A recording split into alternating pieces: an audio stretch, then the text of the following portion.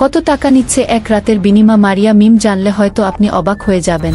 বাংলাদেশি বংশোদ্ভূত স্পেনের নাগরিক মারিয়া মিম ভালোবেসে বিয়ে করেছিলেন অভিনেতা সিদ্দিকুর রহমানকে। দেশেও স্থায়ী হয়েছিলেন। মিডিয়ায় ক্যারিয়ার গড়ার ইচ্ছা ছিল, শুরু করেছিলেন মডেলিং, কিন্তু এখানেই শুরু হয় জটিলতা। সিদ্দিক চেয়েছিলেন স্ত্রী হোক সংসারমুখী, কিন্তু মারিয়া মিমের ছিল আলাদা স্বপ্ন। দ্বন্দ্ব শুরু হলো, দূরত্ব। শেষমেশ 2019 সালে সম্পর্ক ভেঙে আলাদা পথ ধরলেন দুজন। 6 বছর পর আবারও আলোচনায় মারিয়া আমি। ইনস্টাগ্রামে এক ভিডিওতে দেখা যায় মুখ থেকে রাখা এক যুবকের সঙ্গে ঘনিষ্ঠ সময় কাটাচ্ছেন তিনি। ক্যাপশনে লিখেছেন আমার ভালোবাসা। নেট দুনিয়ায় ঝটকে এই প্রেমিক। এক সাক্ষাৎকারে মিম জানালেন প্রেম করছেন, শীঘ্রই বিয়েও করবেন। সে মিডিয়ার কেউ নয়, সাধারণ একজন মানুষ।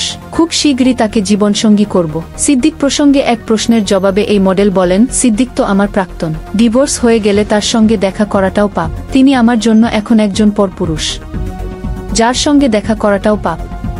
প্লিজ সিদ্দিককে আমার জামাই বানায় দিয়েন না। এদিকে সম্প্রতি মারধরের শিকার হন অভিনেতা সিদ্দিক। বর্তমানে কারাগারে রয়েছেন। কিছুদিন আগে হত্যা মামলায় অ্যারেস্ট হন। পাবলিক তাকে গন্ধলাই করে পুলিশের হাতে তুলে দেন সিদ্দিক জেলে। তুমি কি খুশি? জবাবে তিনি বলেন, তোমাদের বোঝা উচিত যে ডিভোর্সের 5-6 বছর পরেও কেউ জামাই থাকে না।